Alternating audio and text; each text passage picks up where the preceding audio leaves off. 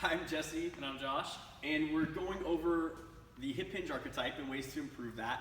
One of our favorite pre-workout, or just maybe you're on a rest day and you want to work on it, is using a band to help distract our femur back in the hip socket.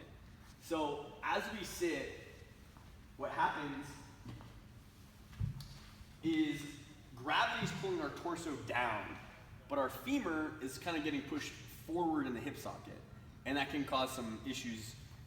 We're tighten the hamstring, tighten the posterior hip capsule, tighten the hip flexors. So we want to work on reversing all that. And a good way to do this pre-workout is by putting a band at about hip height and stepping into it in one leg.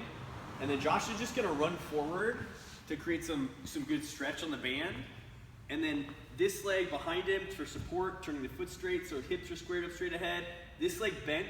With this leg bent, he's going to hinge forward until he starts to feel a stretch in his hamstrings. Then he's going to start to straighten this leg out. And then we can do some pulses here in order to increase our range of motion and kind of get some length in our posterior chain. And while we're doing this, the band is helping to pull our femur into the back of the hip socket. So we're going to feel a really good stretch at the attachment point of the hamstring into the glutes, which is kind of a hard place to stretch. But this banded distraction helps us to stretch that specifically. So you might do 90 seconds of pulses, just pulsing that leg, and then 90 seconds the other side, and you might be good to go. And guys, the positioning for this is the same as the founder sequence that we went over a little while ago.